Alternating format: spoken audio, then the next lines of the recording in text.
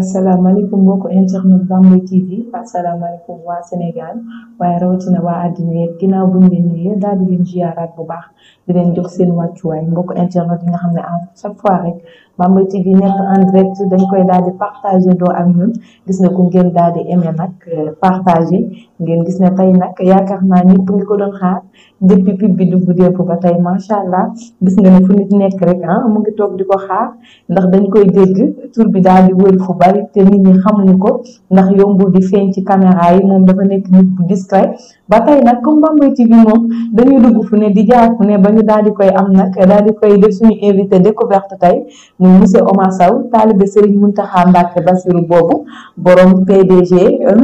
Odis Group moom lañ daal di dalal fii tey ci suñu plateau daal di war a amal ak moom waxtaan monsieur Sow ñu ngi leen di jaajëfal la dalal la jàmm ci Bambey TV. jaajëfal nañ ko comme ni ngeen ko gisee yéen ñi ko doon laaj ñëpp monsieur Omar Sow mu ngi nii Omar dañ lay daal di bàyyi rek nga baal di présenté wu brièvement rek.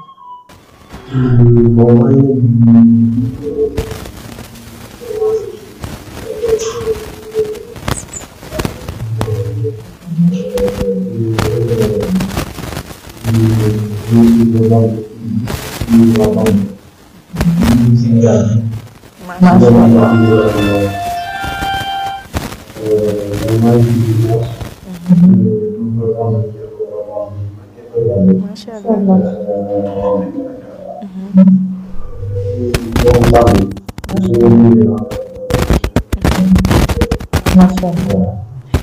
jaajëfal nañ ko gis ngeen comme noonu ma ko daal di waxee rek daal di koy résumé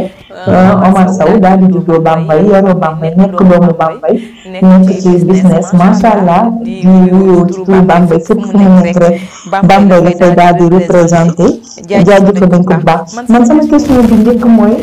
Omar kan nga dugg ci business. Parce que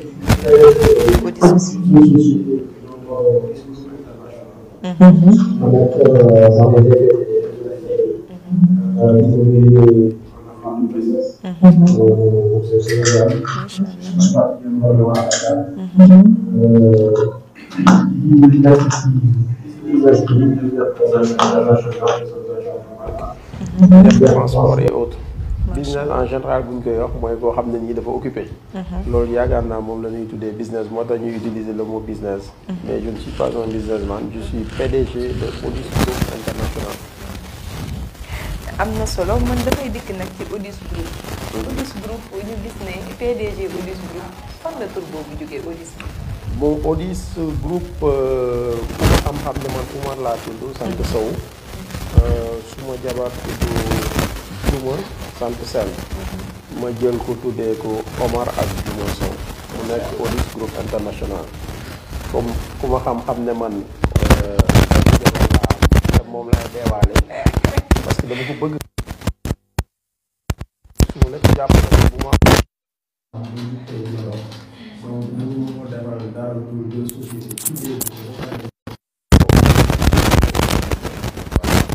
gis nga xam naa ne du ñàkk léegi rek jigéen ñi ñëpp madame Ndiaye mu ngi réer fi mu toll kontaan na ndax loolu nga bëgg ko lu wax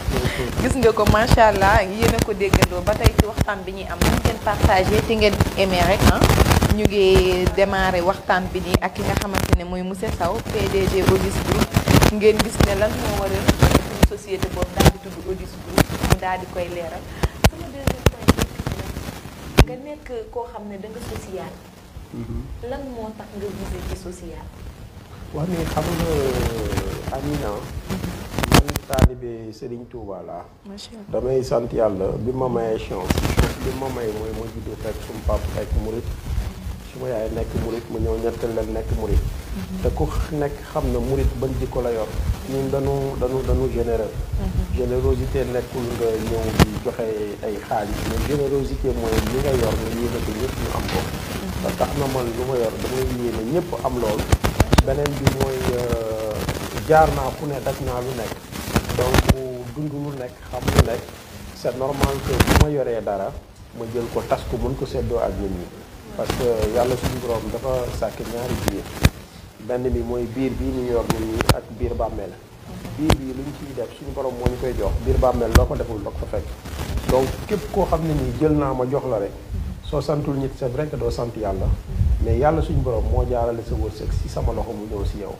dañuy sant yàlla rek mais générosité moom ku nekk xam na ne doomu Bambey bu mu mënti nekk ñun ñëpp dañ généreux. macha allah loolu moom suñu slogan la quoi. loolu daal Bambey waaye ñoo généreux quoi voilà ma fekk fi nag ay ñu ma mag ñu dëkk Bambey nekk sumay papa ñu nekk sumay nijaay ñu nekk sumay grand frère. ma gis leen générosité bu ñuy dund ak doomu aadama yi. ma màgg aussi roy si ñoom copier leen di def loolu.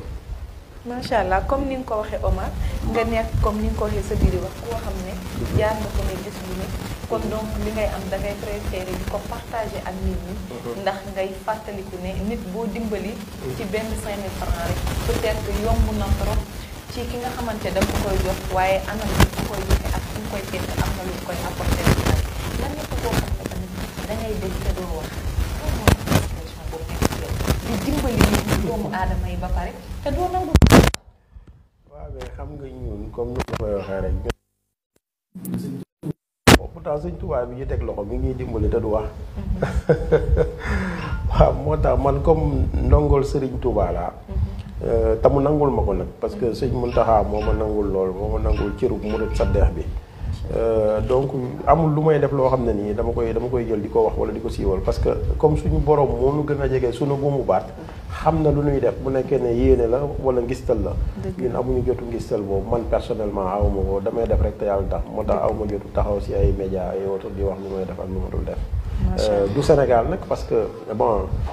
maa ngi ak succursale au niveau du Ghana maa ngi ak succursale Côte d'Ivoire. ni ma koy defee fii Sénégal noonu laa koy defee foofu mais du ma dugg si média wala taxaw di wax def naa lii wala def naa la de parce que lépp lu ñuy def sëñ Tuubaa moo tax ñu koy def. sëñ Tuubaa lañ wóolu moom lañ gëm moom lañ yaakaar. moo tax ñu def lu ñuy def quoi. yaakaar naa waxtaan bee ngi neex macha allah dégg ngeen ko. macha allah vi yaa ngay ñëw nag acca yéeg leen dafa mel ni internet yi seen yaram tàng na ñu gis ne dafa mel ni ñëpp a yàkkamti woon Bambey daal di lay gis rek nga toog parce que bari na ñuy dégg tur bi di dégg PDG Odis te masuñu ko gis. moom lañ toogal nii suñu plateau laf cat rek ba tey waxtaan bi di continuer nga gis ne moom ndongo sëñ Touba la bu ko sëñ Mountakha Mbacké Bassirou xalifa général ku lu murit yàlla na fi yàgg lool te wér nangul ko nag. moom tamit mu daal di nekk ci chemin boobu rek di ko doxee gis ngeen ko ci discrétion ci social ñu gis ne dañuy am ay malade mu koy jël en charge waaye yaakaar naa c'est la première fois tey mu daal di nangu sax toog ci plateau bi pour mën a def ak ñun ci waxtaan. Omar fi mu ne nii dëkk bi Sénégal lay wax ñëpp a ngi naan Omar situation boobu nan nga koy dundee. bon avec modestie parce que bon. ñun ay murid lan wax naa la ñun ay murid lan Serigne Touba lan gëm donc lépp lu ñëw rek dañuy xam ne Serigne Touba la on le vit avec modestie amuñu problème boobu bon ñu baax ñi ñu ngi wax ñu bon ñi ñu ngi wax mais dañuy jël ñaari wax yëpp jël ko jàpp ne yëpp benn la parce que fii ku bëgg a gis lu baax da ngay gis lu baax ku bëgg a gis lu bon gis lu bon donc franchement ñu ngi koy dund ak modestie te di wax ne du ñu tax a jël suñu bopp ñu yëkkati ko ci kaw dañuy xam ne ñu ngi ci kaw suuf ñu dox ci kaw suuf di gën santaat Serigne Touba ndax moom moo ma may lool moo ma defal lool. lu ma def lu dul sant Serigne Touba rek. jërëjëf am na solo sant Serigne Touba bu wér yàlla nañ yàgg di sant te di dolleeku di sant rek gis ngeen nag comme li ñuy wax nag yaakaar naa nag mën nañ ci xam dara ndax créer Bambey TV nekk ci di def ay plateau. di soxla lu ci mel ni ñoo xamante ne nii dañuy tawat wala sax ñu nekk ci situation de difficulté waaye nekk nit ñu gore.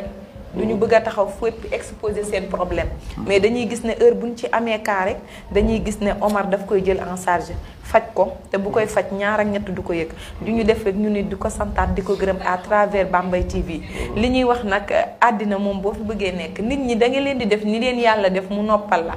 boo leen deful ni leen yàlla defi tamit daf lay daal di sonal rek nga stressé wu wala sa xol di jeex te yàlla moom li muy def daal dina koy def ci jaam ñi ba pare kenn mënu ci dara waaye comme ni mu ko waxee ci biir waxam ku ci neex nag da ngay jël voix bu la neex rek waaye du tee mu continuer nekk taalibe Serigne Touba. ñu gis ne Bambey nag ñu bari ñu ngi naan Omar day politique. Omar dafa bëgg a dugg ci politique bi. Omar loolu loo ciy tontu tey. waaw mais question bu ñëpp di xaar la nag. xam nga comme ni mu leen koy waxee rek. politique moom. yaakaar naa ku yeewu yaa ngi koy def. parce que déjà li ñuy toog di def nii rek c'est de la politique. boo ko deful moo lay fekk ci sa biir nekk agressé la Omar politiqueul pour ut poste. parce que ndomba tànk bi mu bëgg am naa ko muy doon murid Sadex taalibib Serigne Touba loolu yàlla defal na ma ko donc du poste boo xam ne nii fi mu nekk nii yéem na ma wala bëgg naa ko pour doon ko li ma bëgg a doon naa ko mais xam nga li ñuy wax naan lëg mu lekkee alum na ko gërëmee coy moo ci nekk man je suis une montre réglée à l'heure Macky Sall monsieur le président son excellence monsieur Macky Sall moom lay jàppale ku mu fi teg Bambey ne kii la ñu war a àndal damay ànd ak moom jàppale ko ba lu ma ci góobee gar ko waaw nëbbuma sama position parce que commencé woon nañ ci début bi ñu ne woy dama bëgg a politique dama soxla poste maire dama soxla président conseil départemental mais yaakaar naa ne bi ñu génnee liste yi xam nañ ne gisuñu ci sama tur beneen bi mooy man lu ma bëgg a doon ko kooku Sëñ Tuubaa moo ko def ci man je serai ce que je veux être du doomu aadama moo may teree doon li ma bëgg a doon lu ma bëgg a doon rek dama koy doon kooku yàlla may na ma ko parce que am na ñoo xam ne ni nag buñ bëggee doon dara ci man la ñuy jaar pour doon dara kooku Sëñ Tuubaa moo ko def ci man ba tax na président bu mu jiitalee maire bi fi nekkoon muy Gana Mbaye man du ma def lu dul jàppale Gana Mbaye dama koy jàppale nag à 100% parce que man ku ma xam-xam ne xaw ma ay demi mesure damay dem ba jeex te lu ma ci góobee gar te lu ma dugg lu ne assumé naa responsabilité damay jàppale Gana te dinaa ko campagnal te dinaa ko jàppale si biir ak si biti mu gagné élection yi parce que man président moo ma intéressé lu président takk rek ma niin si waaw battaaral kay yéen a ko déggandoo noonu yi waa Bambey nag bari nañu ko doon waaj dangay romb sax léeg-léeg ñu naan waa Omar Sow ndax dafay politique ndax dafay déposer candidature am élection yi mais leer na tey moom daal di déposer wul candidature am politiqueulul kenn waaye président de la république son excellence monsieur Macky Sall moom lay jàppale te Macky Sall nag yaakaar naa Gana Mbaye la teg fii ci mairie bi kon donc moom mi Gana Mbaye lay jàppale yaakaar naa nag ku nekk na nga tiit ndax yaakaar naa audis moom fu mu far foofa dina am doole xam naa ne Gana dina kontaan xam nga dama la si yokkal benn affaire rek man mënuma ñëw nekk ne damay ñëw taxaw ne damay doon maire Bambey kooku su ma ko waxee dama yàpp waa Bambey parce que je suis un natif de Bambey Bambey moom laay tiitaroo développement Bambey sama préoccupation la mais je ne suis pas un résident de Bambey tey jii bu ma demoon di ut këyit ñu ne ma demal ut certificat de résidence du ma jógee Dakar ñëw ba fii di ut certificat de résidence point bi ma dëkk di fa yeewoo point laay demee uti ji certificat de résidence donc il faudrait que gars yi aussi xam benn affaire que ni man je ne suis pas contre ñi yor ASC yi ñi ngi Bambey ñi ngi doxal ñi nekk ODCAV ñi ngi doxal ak na ñu bëri ñoo xam ne ni ñi ngi fi nekk ñi ngi doxal mën nañ postuler nekk maire ñu jox leen Bambey ñu defar Bambey mais je suis contre quelqu'un qui n'est pas résident de Bambey ñëw taxaw di postuler candidature am pour ne dafa soxla maire bi boobaa dafa yeb waa Bambey te Bambey xam naa ci ñoom fulla ak fayda boo xam ne nii buñ lay tontu lu tubaab di wax la meilleure façon de parler c'est de se taire dañuy bàyyi ba jour yi ñu dem xam nañ kan la ñuy voter ak kon du voter mais yaakaar naa ne conseil bu ma leen di jox la du dama leen di jox conseil parce que su may papa ñoo fi nekk su may nijaay ñoo fi nekk su may yaay ñoo fi nekk su may grande sœur su may petite sœur mais dama leen di wax ne leen man personnellement man maa jël engagement pas avec l'argent de l'État parce que man kenn du ma auditer li ma yor dama koy wax ci télé laa toog di wax maa ko ñaqal sama bopp du xaalisu état kenn du ma auditer ay milliards laa yor yoo xam kenn du ko auditer maa ko ñaqal sama bopp mais je prends l'engagement que ni dinaa jàppale Gana Mbaye ñu fal ko maire fal maire bi nag dafay fekk population bi àndandoog ñun ñu fal ko maire ma jël li ma yor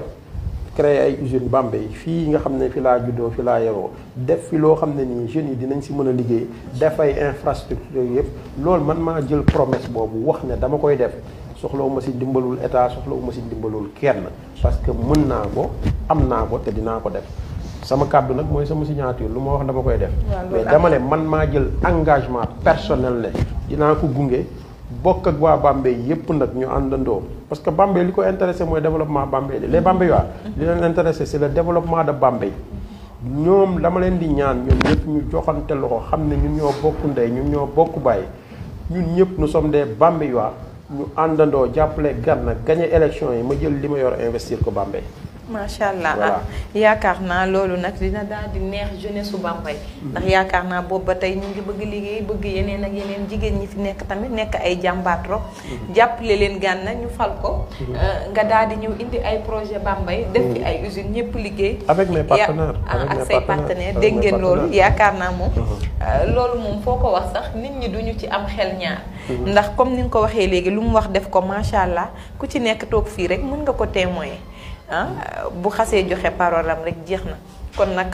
suwe yi nga xam ne am na Bambey am na ko fii ci Bambey rek yàlla na ko suñu borom yombal mooy gis ne da nga jël benn côté nga favoriser jigéen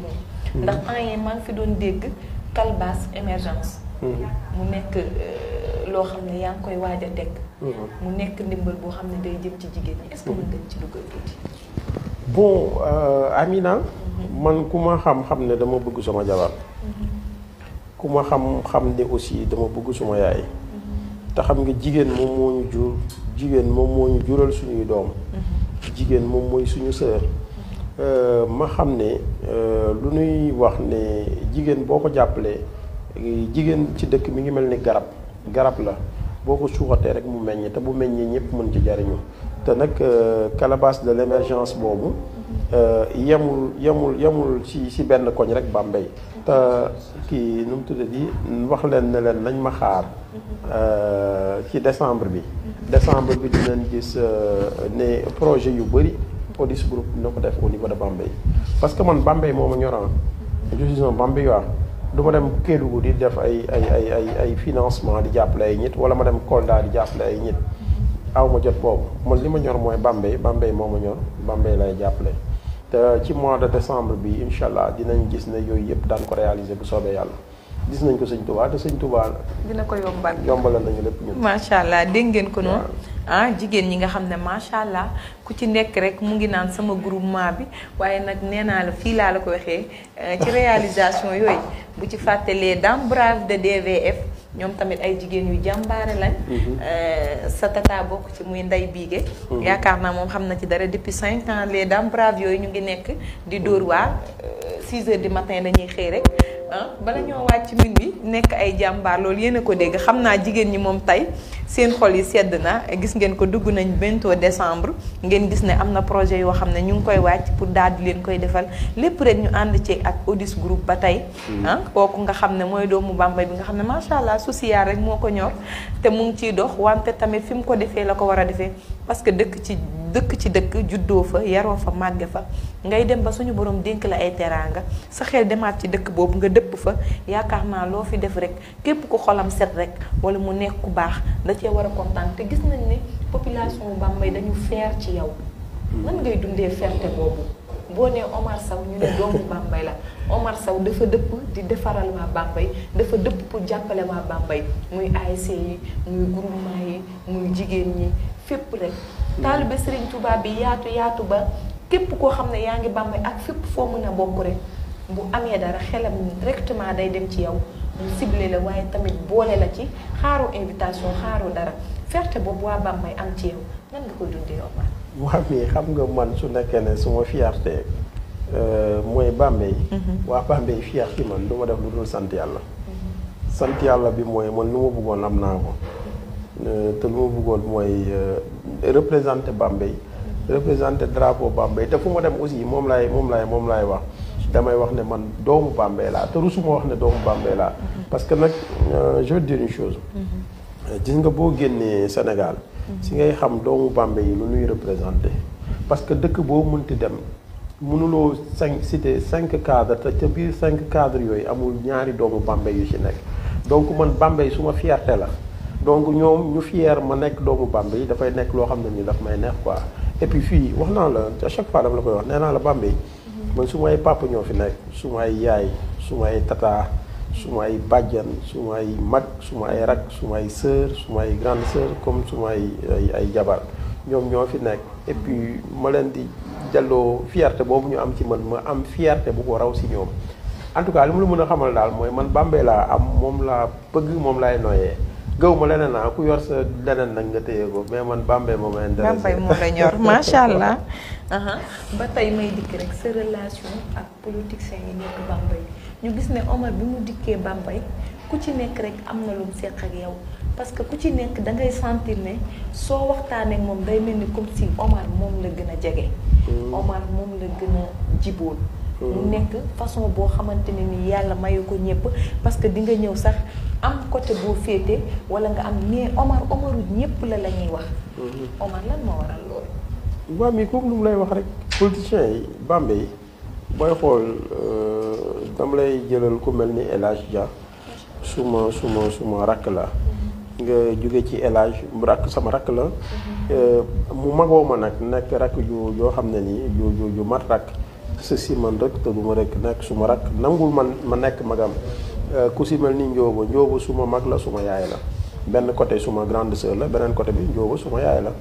boo jógee si moom nga dem si ku mel ni Gànna Mbay Gànna suma grand frère la suma nijaay la ainsi de suite noonu la affaire bi demee fii nii Astako suma rakk la ñeneen ñëpp ñii sumay rakk lañ ñii sumay tonton lañ ñii sumay tata lañ donc mënuma am ak ñoom xaar ma yàlla parce que ñun Bambey xamuñu lool xamuñu ànd jëwante ànd reetaan bu ñu weetee jëwante loolu bokkul ci philosophie bambeywa yi nous ne sommes pas comme ça nous sommes des bambeywa à part entier loolu bokkul ci ñun moom moo tax ñoom ñëpp sumay xarit lan suma lépp lañ daal voilà mi ngi noonu suma lépp lañ ba pare xam nga ñoom bu nekkee ne aussi ànduñu bu ñuy dem bay àgg aussi ñoom ñooy retrouver wu parce que yoon bi mën na bañ a nekk mais destination benn la parce que ñoom ñëpp dañuy liggéey pour le président Macky Sall te comme nu ma la koy waxee rek man awma candidat man nee naa la c'est la personne de Macky Sall moom laay soutenir c'est pas parce que Macky dama nommé wu ma benn poste de nommé wu ma poste mayuma xaalis il faut que ça soit clair man maa jóg di jàppale président Macky Sall Macky Sall nommé wu ma poste Macky Sall mayuma xaalis je veux que ça soit clair sama xaalis maa ko liggéeyal suma bopp man maa indi sumay partenaire Sénégal ñuy investir Sénégal di si gagné ma siy gagné donc président mayuma xaalis mais bu ko neexoon loolu mën na ma ko bañ a nangul mën nañ ñëw indi suñu partenaire bëgg ñëw investir ñu bañal ñu ko kenn mënu si dara mais dañuy yombalal kayit yi nga xam ne moom la ñuy ñëw pour investir parce que Sénégal soxlawul lu dul investisseur ñu ñëw investir te ma wax si benn de Senghor à Abdoulaye Wade en passant par Abdou Diouf Macky Sall est le président le meilleur président qu'a connu le Sénégal def na réalisation yoo xam ne nii peut-être am na ñoo xam ne nii teguñu ci ay seen bët mais c'est le meilleur président d'Afrique man maa wax loolu ci télé laa toog man maa ko wax te j'assume ce que je dis man maa ne c'est le meilleur président d'Afrique c'est notre président et nous sommes fiers d'avoir un président comme Macky Sall moo tax ma ne la man Macky Sall lay jàppale je suis une montre rek la yàlla Macky Sall mais faluma poste mayuma xaalis que ça soit clair dégg ngeen ko noonu ku ci nekk nag am nga droit tànn ki nga xamante ne jàpp nga ne moo gën ci réew mi nga soutenir ko moom foofu la taxaw yéen a ko déggandoo Omar président mayu ko xaalis jox ko postu li mu yor moo ko moom daf ko liggéey amal ko boppam donc mais nag am na droit choisir ku ko neex mu daal di ànd ak moom kon noonu rek lay demee man mi sax am naa droit choisir ku ma neex ma ànd ak moom et que ñu gis ko noonu waaw yow man moom maa ngi sa ginnaaw moom ak Jack comme ni mu ko waxee léegi macha allah ndax nag boo gisee ànd bi dañ koy wone yaakaar naa Bambey TV bi ñuy commencé ñu ngi yoroon ay benn téléphone di toog ci station CLB di nekk plein air toog foofu reer fa la ñu doon fekk et tout waaye geste bi mu njëkk a def boobu yaakaar naa miina guñ ko sax di ñu woo di commentaire di dugg faale ñu yëg ñu boole koog di ñu envoyé xaalis naan ñu jënd leen ci leer yaakaar naa moment ba ngay def loolu waxuñu ko waaye metti woon na parce que dañuy def émission ba pare DG jël ay propres moyens dem di ko am nu mu koy génnee yaakaar naa fierté la ci doomu Bambey nekk ci benn chemin di ci góorgóorlu ñu mel ni yow ñëw di ñu jàppale xam nañ ci dara Omar daal dañ naan mention spéciale am Sénégal nag neexul waaye nag loo wax rek ñu ne nu mu ko waxee waaye nag yaakaar naa ku mel ni Omar Sow dañ koy wax ku mel ni Ibrahima Khalil Fall ku mel ni El Hadj Dia ku mel ni tonton Pamboj dañu jàpp ci combat bu Bambey TV dañ ci jàpp bu baax a baax parce que fi ngeen dikkee foofu lañ ko soxla woon bi Bambey TV commencé di dëgër yaakaar naa ku nekk mën naa ñëw mais Bambey TV bi mu soxlaa ndimbal yow foofu nga ñëwee kon dañ lay defar mention spéciale yaakaar naa duñ ko fàtte fu ñu toog di ko tudd dañ naan ñu man moom léegi-léegi ñu ne ma waaye yow moom Omar bi waaye moo ko def rek su ko defutoon tamit buñ toogee fii duñ ko tudd parce que kenn moomuñu moo baax ñu baax comme ni ma ko waxee léegi ci discrétion di def boole ko pat dafa neex ndax Sénégal dañ lay defal yaakaar naa ñëpp yëg ko mais moom day def ba pare lépp rek mu jël ko def ko àddu yaay Serigne Touba Khadim Rassoul kon yàlla nañ ko yàlla fayal te fulal ñu ko bu baax man nag du bala ma laa bàyyi nga dem dinaa dikk sa diggante ak madame Sow comme ni nga waxee léegi da nga ko bëgg def la épaulé ba dara dul dara parce que jàngat la tamit ci góor ñi nga xamante ne ñu ngi ñuy seetaan ñu gën a valoriser seen jabar yi comme ni nga ko waxee nii ndax en général dañ doon gis booy ànd ak góor ba mu am xaalis rek xelam ci lu muy njëkk a nekk nag macha allah mooy cakaay di takki jabar rek di ba mais li nga wax ni man ak moom nga jël lépp daal di ciy def turam may ko dikkal bi foofu tuuti ko xam nga dama la bëgg a xamal ne man personnellement man maay wax parce que góor ñu bëri ñu ngi may déglu après rek ñu commentaire ba ñu karma wala ñu commentaire wax ma clash ma kii mais dama la bëgg a xamal ne la man man maa jël sama sant man Omar jaay ko sama jabar tudd Omar Sène tàcc leen loolu madame Ndiaye loolu dafa fort de man la engagé de man maa jël sama santu papa jaay ko sama jabar tudd Omar Sène sama jabar mooy suma yaay suma jabar mooy suma papa àdduna nag boo bëggee dem foog nga am barke mooy nga am baay boo amee barke ba pare foog nga am yàlla mooy yaay boo amee barke am yàlla teraanga du la jomb damay sant yàlla ci bi ma bàyyee ak suma ay waajur suma yaay di dund suma papa di dund ma am seen ñaan parce que seen ñaan rek ñoo ma mun a jàllale seen ñaan moo ma mun a may teraanga mais nag bi ma amee papa am yaay dama am koo xam ne nii moom la ñuy woowee madame Sow di koo xam daf ma jàppale nag sur tous les côtés sur tous les sens donc ma bëgg ko te du ma ko jëndee kenn comme lu ma koy wax rek nee naa ko bu ma demee ba sama xel seytaane jeey ma ba ma nar a dugg ci takk jabar bu ma taalee sama oto di dem di seeti ko pour takk ko yàlla naa accidenté dee kon xam nga man takkuma ñaareel kan xam nga man nanguma keneen ku dul sama jabar bëgguma keneen ku dul sama jabar mi ngi noonu li ne secret bi nag moom nga koy laaj dinaa la may occasion nga ñëw Dakar nga laaj ko mais dama la bëgg a xamal ne fi ma téye moom moo ko xam ak man takkuma jabar place bi neex na tey de waaw sama jabar rek mooy sama pap mooy sama yaay te loo ci xamul am na ñu bëri ñoo xam bu ma dajanteeg ñoom nii sax mën nañ la bañ a wax buñ ma xamul sax mën nañ wax ne man ñag laa xam nga man dama ñuul ñaaw sama bopp ngand sama jabar yi bëgg ma ci noonu ma mel yëpp du ma reetaan mais ak sama jabar damay fecc damay woy damay reetaan macha allah du caaxaan macha allah waaw madame Sow yaakaar naa tey ba pare xoolal noonu ma mel noonu la Modou Ndiaye sa directeur mel du takk ñaareel sama directeur kon waxtaan ngeen du takk ñaareel yooyu lay dóor de du takk ñaareel kon du kontaan na fam taxaw Koddu moom na am confiance ci Modou moom. Koddu kon madame Ndiaye na sa xel dal comme monsieur Ndiaye moom monsieur Sow mooy xaritam. yaakaar naa comme ni ko tubaab di waxee rek dis-moi qui est ton ami je te dis qui tu es. donc kon jàppal ne yow doo am wujju daal géré nga bu baax madame Sow dinañ la seet si ndax yaakaar naa lii bu jàllee tey jigéen ñu bari dinañ daw seeti madame Sow nag est-ce que xam nga loolu. mais jigéen ñi nekk Bambey ñëpp sama sœur yëpp dama leen di ñaanal ñi amagul wujju yàlla bu ñu am wujju. ñi am wujju ba pare yàlla na yem si ñaareel mais monsieur Sow li ngay wax tamit dafa xaw a kii ndax xam nga ne jigéen ñi dañoo bari célibataire yi maa ngi nii ñeneen ñaa ngi nii bu fekkee góor ñi takkaatuñu fu ñu jëm sama sœur yi nekk ba may daal dama leen te man yaay sama tonton am wujju boo waxee lii kon kay mooy ba pare yàlla bu ñu am ñetteel non yow li nga am jëkkër yow aawa ngay doon aawa laay doon est-ce que man bëgguma doon ñaareel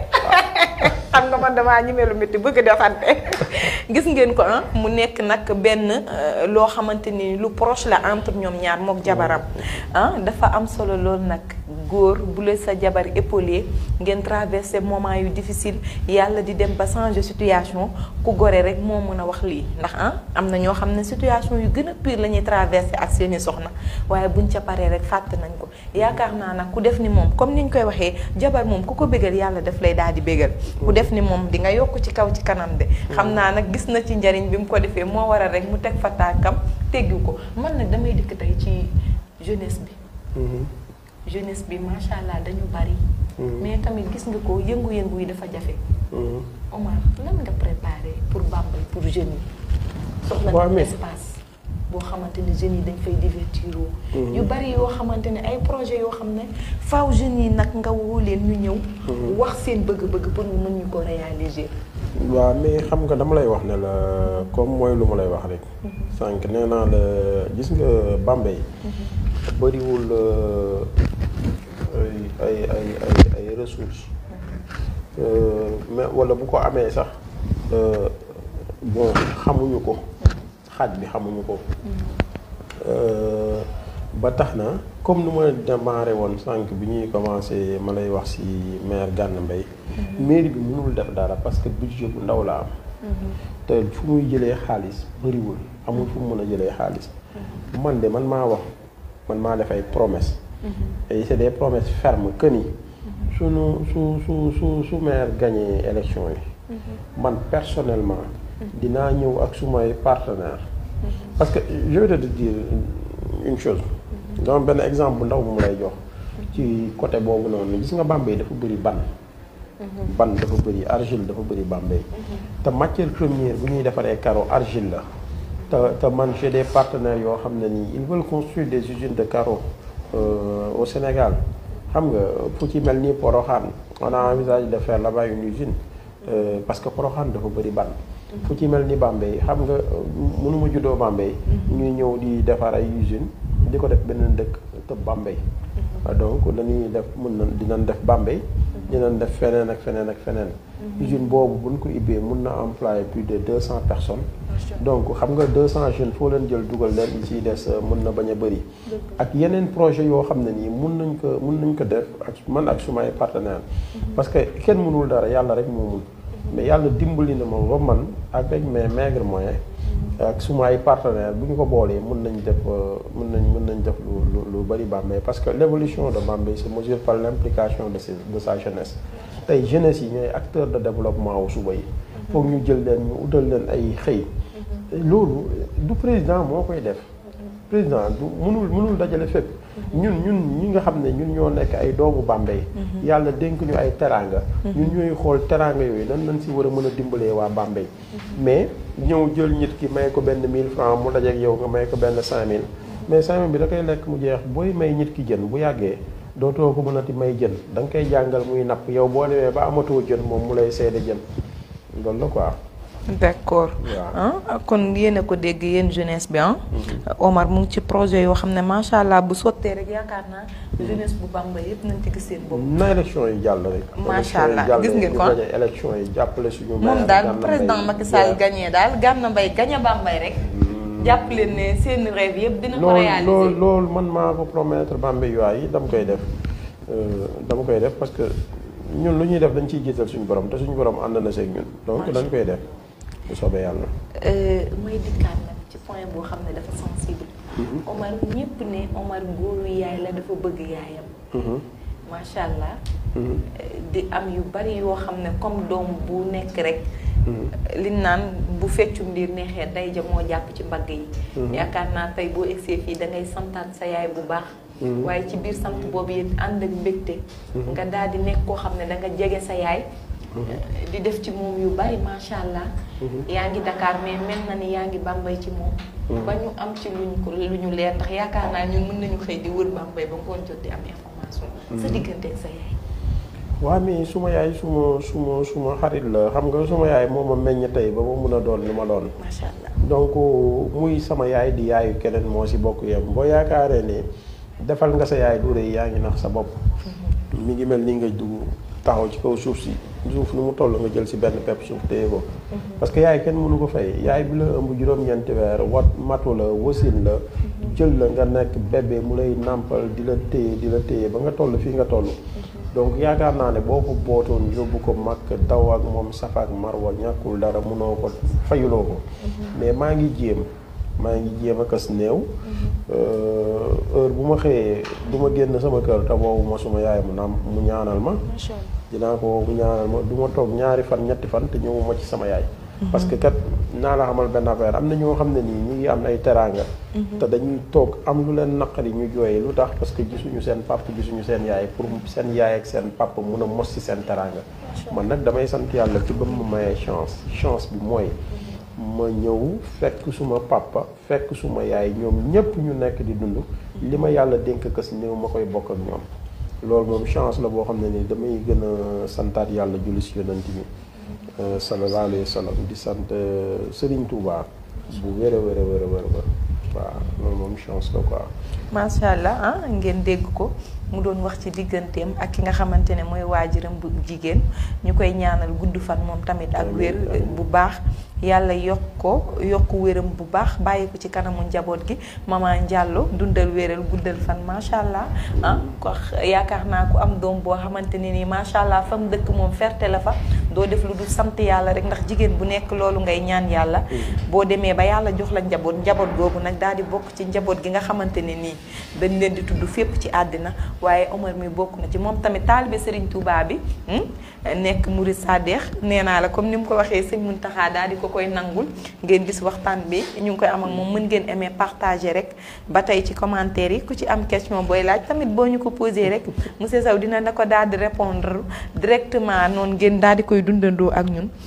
lan ngay wax waa Bambey tey nag pour loolu nga xamante ne danga leen koo bëgg a defal mu réaliser wu Bambey yëpp ban message nga leen di lancer ci campagne yi ñu jëm ndax ku nekk xam na ne augmentation yi bari na ku nekk ngi xëcc fii ku nekk nga wax fi waaye lépp Bambey la Bambey rek mooy gagné parce que yaakaar naa ku ci nekk su fekkee développement Bambey rek moo la ñor jarul xeex jarul xuloo mais dañ koy def ci noblesse ci calme ba ku ci nekk rek ki yàlla tudd ne moom mooy jël ndam ne mu jël ko ban message nga leen di lancer ci campagne yi jëm. waaw mais message jarul lancé parce que ku xam na ne Bambey violence mënu fi am. parce que ñun ñëpp benn lañ te Bambey yoo violent wul donc violence mënu fi am. politique nag moo demee noonu. mais politique bi nu muy demee noonu lépp doomu Bambey ak doomu Bambey mosuloo leen dégg ñu waxante lu bon. wala ñu defante lu bon. fair play moo fi mës di am te loolu moo fi continuer di am ñi fi nekk ñëpp ci ay candidat ñenn ñi magu ñii lañ ñeneen ñi rakku ñii lañ donc loolu moom mooy loolu jarul leen lancer message parce que ñoom xam nañ li ñuy def bon violence mënu fi am daal ñoom amuñu violence mais man damay profité ci occasion bi di wax doomu Bambey yi di leen wax ne man Oumar Sow man président Macky Sall lay jàppale je soutiens le président Macky Sall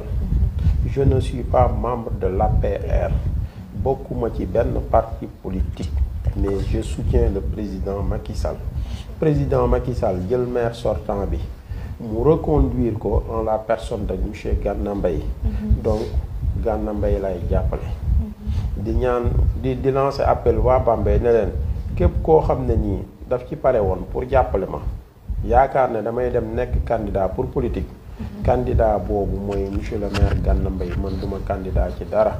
nan leen jàppale Gana Mbaye mu gagné élection yi su ko defee ñun ñoo moom Bambey ñun ñoo dëkk Bambey ñoo defar Bambey loolu laa am ci lu mu leen di wax di leen wax ne leen aussi projet yi nga xam ne am naa ko pour Bambey ñu ñaanal ma di tàllal sama loxo di leen wax ne leen nañ ma ñaanal parce que man awma kenn ku dul waa Bambey Bambey laa am Bambey laay tiitaroo Bambey mooy suma sag waaw moom laa am moom laay tiitaroo mooy suma sag su may papa comme ni mu la koy waxee ñoo fi nekk su may yaay su may tante su may mag su may rak su may sœur ñoom ñoo fi nekk donc dama leen di gën a tàllal loxo encore une fois di leen ñaanal aussi jàmm am fii jàmm sax fii ku ci nekk li nga bëgg yaa ko xam ci sa xol yàlla na la ko suñu borom defal te mu gën ci yow yàlla na la ko suñu borom defal te mu gën ci yow yàlla na la ko suñu borom defal te mu gën si yow parce que nit mi ngi xëcc loo xam ne nii bu ñëwee aussi gënul si moom mën na xëcc loo xam ne nii bu ko jotoon tey du ko fekkee suba donc lu ñu bëgg doomu Bambey yëpp mag ndaw xale góor jigéen lépp loo xam ne nii mi ngi seen xol ñu bëgg ko yàlla na leen ko suñu borom defal te mu gën si ñoom waaw di leen tàllal loxo di leen wax ne leen man seen doom maa leen di ñaan ñu ñaanal ma li ma am mébét yéene ko Bambey yëpp lépp mu mun ko àggale si barke Seydina Muhammad si barke Cheikh Ahmadou Bamba Xaadimu Rasuul si barke Cheikh Ahmadou Bamba Sëñ Mountakha Bassirou Mbacké